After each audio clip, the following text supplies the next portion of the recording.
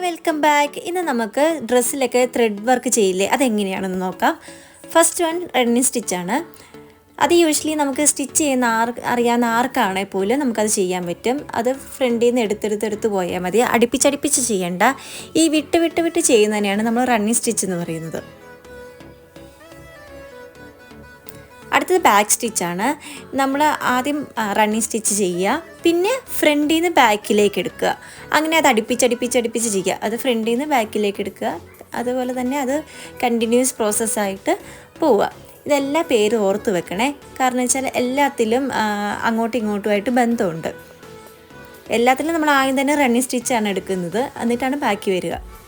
പിന്നെ വൈപ്പിഡ് ബാക്ക് സ്റ്റിച്ചാണ്. അതായത് നമ്മളിപ്പോൾ ബാക്ക് സ്റ്റിച്ച് ചെയ്തതിൻ്റെ ഇടയ്ക്കൂടെ ട്വിസ്റ്റ് ചെയ്ത് എടുക്കുന്നതിനെയാണ് ഇതിന് ഈ ഒരു പ്രോസസ്സിന് പറയുക.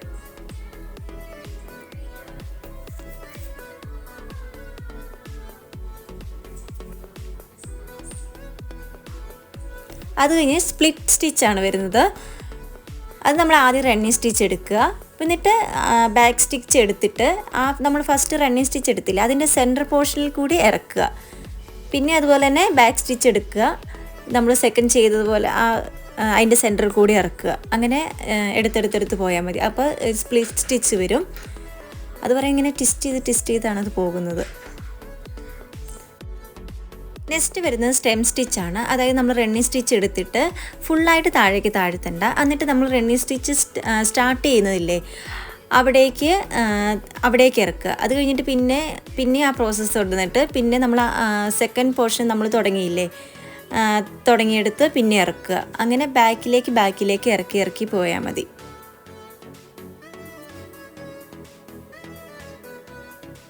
നെക്സ്റ്റ് വരുന്നത് ചെയിൻ സ്റ്റിച്ചാണ്. ചെയിൻ സ്റ്റിച്ച് നമ്മൾ സ്റ്റാർട്ട് ചെയ്യുന്നതിൻ്റെ തന്നെ അവിടെ തന്നെ ഇറക്കുക. പിന്നെ കുറച്ചും കൂടെ ഫ്രണ്ടിലോട്ട് വന്നിട്ട് സൂചി മുകളിലോട്ട് വെച്ചിട്ട് ആ നൂലെടുത്ത് ചുറ്റിയിട്ട് പിന്നെ അവിടെ നിന്ന് കയറ്റിയിട്ട് പിന്നെ അവിടെ തന്നെ വീണ്ടും സൂചി ഇറക്കുക. പിന്നെ കുറച്ചും കൂടെ ഫ്രണ്ടിലോട്ട് കയറ്റിയിട്ട് പിന്നെയും നൂല് ആ സൂചിയുടെ മുകളിൽ കൂടെ വരുന്ന രീതിയിലാക്കിയിട്ട് പിന്നെ മുകളിലോട്ട് കയറ്റുക. അങ്ങനെ ചെയ്ത് പോയാൽ മതി. അപ്പോഴത്തേനും ചെയിൻ സ്റ്റിച്ച് കിട്ടും. പിന്നെ വരുന്നത് ലേസി ഡേസിയാണ്. അതായത് ചെയിൻ സ്റ്റിച്ച് പോലെ തന്നെയാണ് ലേസി ഡേസിയും. അതായത് സ്റ്റെമ്മിൻ്റെ അവിടെ നിന്ന് സൂചി കയറ്റിയിട്ട് പൂവിൻ്റെ എൻ പോർഷനിൻ്റെ അവിടെ സൂചീൻ്റെ അവിടെ നിന്ന് നൂല് ചുറ്റണം. എന്നിട്ട് അവിടെ നിന്ന് ഒരു കെട്ടിട്ട് കൊടുക്കണം. അതായത് അവിടെ നിന്ന് തന്നെ ഇറക്കിയാൽ മതി. അങ്ങനെ നമ്മൾ ഈ ചെയിൻ സ്റ്റിച്ച് ചെയ്തത് വരുന്നത് വോവൻ വീലാണ്. നമ്മൾ റൗണ്ട് വരച്ചിട്ട് അതിൻ്റെ ഉള്ളിൽ 4 കോളം വരയ്ക്കുക, 4 വര. എന്നിട്ട് നമ്മൾ റണ്ണിങ് സ്റ്റിച്ച് കൊടുക്കുക. റണ്ണിങ് സ്റ്റിച്ച് കൊടുത്തു കഴിഞ്ഞിട്ട് ഇപ്പോൾ ഞാൻ കാണിച്ചു തരാം. നൂല് അവിടെ നിന്ന് താഴേക്ക് ഇറക്കിയിട്ട് പിന്നെ ആ സ്റ്റെമ്മിൻ്റെ തൊട്ടപ്പുറമായിട്ട് തന്നെ നൂല് കയറ്റിയിട്ട് പിന്നെ ഓരോന്ന് ഇടവിട്ട് ഈ കണ്ടോ, ഞാനിപ്പോൾ ചെയ്യുന്നത് കണ്ടോ, ഒന്ന് വിട്ടിട്ട് അടുത്തതിനകത്ത് വേണം കയറ്റാൻ വേണ്ടിയിട്ട്. അങ്ങനെ കയറ്റി കൊണ്ടുവന്നാൽ മതി. അടുപ്പിച്ച് ചെയ്യരുത്. അതായത് ആ ഒരു വീലിൻ്റെ ഒരു വരയുടെ തൊട്ടപ്പുറത്തെ വരയിൽ കൂടെ കയറ്റരുത്. ഓരോന്ന് ഇടവിട്ട് വേണം കയറ്റാൻ വേണ്ടിയിട്ട്. അപ്പോൾ നമുക്കൊരു ഫ്ലവർ ഷേപ്പിൽ കിട്ടും.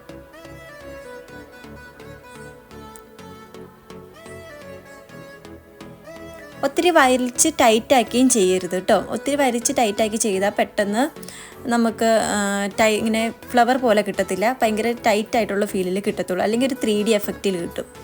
പിന്നെ വരുന്നത് ഇതൊരു ഫ്രഞ്ച് നോട്ട്സ് തന്നെയാണ്. ഈ വോവൻ വീൽ പോലെ തന്നെയാണ് ഈ ഫ്രഞ്ച് നോട്ട്സ് വരുന്നത്. ഫ്രഞ്ച് നോട്ട്സ് വന്നിട്ട് നമ്മൾ പിന്നെ പുറത്ത് ആ വോവൻ വീൽ ചെയ്യുന്നതാണ്. ഫ്രഞ്ച് നോട്ട്സ് അറിയാമല്ലോ, ഇങ്ങനെ 1 2 3 പോലെ ഒന്ന് ചുറ്റിയിട്ട് ഇറക്കിയാൽ മതി. ഒത്തിരി ടൈറ്റായിട്ട് എല്ലാം ശ്രദ്ധിക്കേണ്ടത്, ഒത്തിരി ടൈറ്റായിട്ട് ഇറക്കരുത്. ഒത്തിരി ടൈറ്റായിട്ട് ഇറക്കുമ്പോൾ നമുക്ക് ആ ഒരു ഫ്ലവറിൻ്റെ ഷേപ്പ് കിട്ടത്തില്ല. ഈ വലിയത് ചെയ്യുമ്പോൾ തന്നെ നമുക്ക് മനസ്സിലാകും. ഒന്നിടവിട്ടാണ് നമ്മൾ ഈ വോവൻ വീൽ ചെയ്യേണ്ടത്. എന്നാലും നമുക്ക് ഒരു 3D എഫക്റ്റിൽ ആ ഫ്ലവർ ഷേപ്പിൽ നമുക്ക് ചെയ്യാൻ പറ്റത്തുള്ളൂ.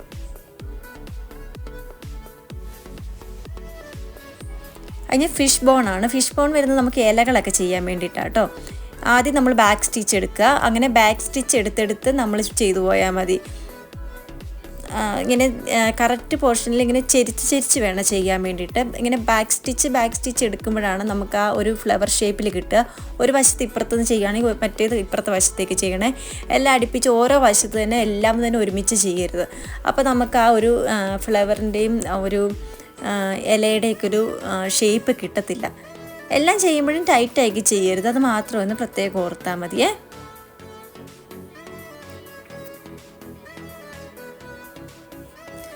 പിന്നെ വരുന്നത് സാറ്റിൻ സ്റ്റിച്ചാണ് കേട്ടോ.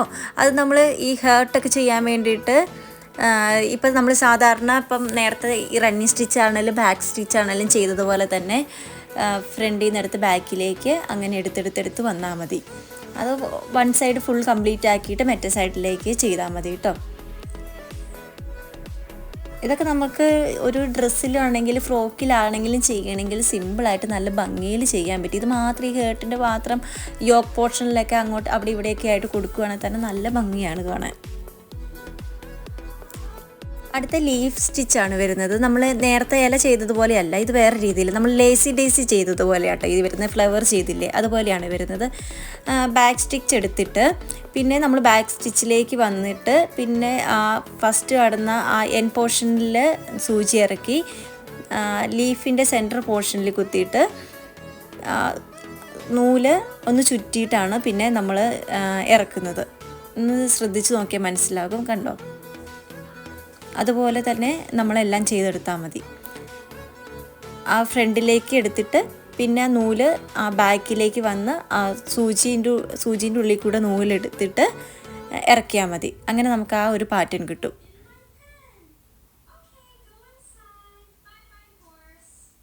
ഇതും ആ വൂവൺ വീലൊക്കെ തമ്മിൽ ചെയ്യുവാണെങ്കിൽ നല്ല ഭംഗിയുണ്ടാകും. മറ്റേ സ്റ്റെം സ്റ്റിച്ച് ആണെങ്കിലും സ്റ്റെം സ്റ്റിച്ച് വഴിയാണെങ്കിലും ചെയ്താലും അങ്ങനെ തന്നെ ഭംഗിയുണ്ടാകും. ഈ ലീഫ് സ്റ്റൈൽ തന്നെ ഫ്രണ്ടിൽ നിന്ന് എടുത്തിട്ട് ചെയ്യാം, ബാക്കിൽ നിന്ന് എടുത്തിട്ടും ചെയ്യാം കേട്ടോ.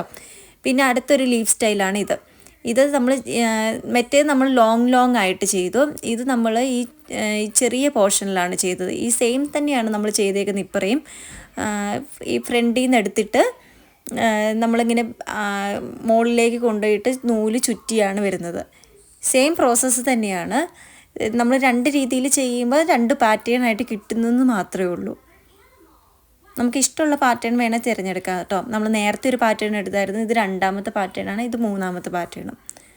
അപ്പം നമ്മൾ 3 ലീഫിലായിട്ടാണ് ഇപ്പോൾ ചെയ്യാൻ വേണ്ടി പഠിച്ചേക്കുന്നത്.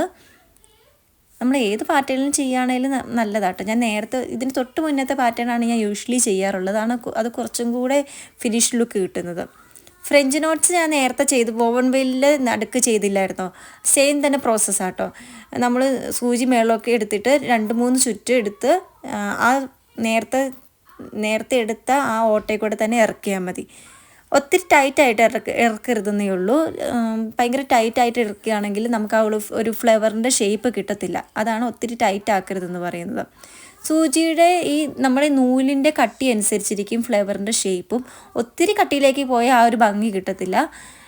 ചെറിയൊരു കട്ടിക്കുറവിൽ ചെയ്താൽ നല്ല ഭംഗിയിൽ കിട്ടും. പിന്നെ ലോങ് ആൻഡ് ഷോർട്ടിൻ്റെ അത് നമ്മൾ ഹേർട്ട് ചെയ്യാൻ വേണ്ടി തന്നെ ഉപയോഗിക്കുന്നതാണ് കേട്ടോ.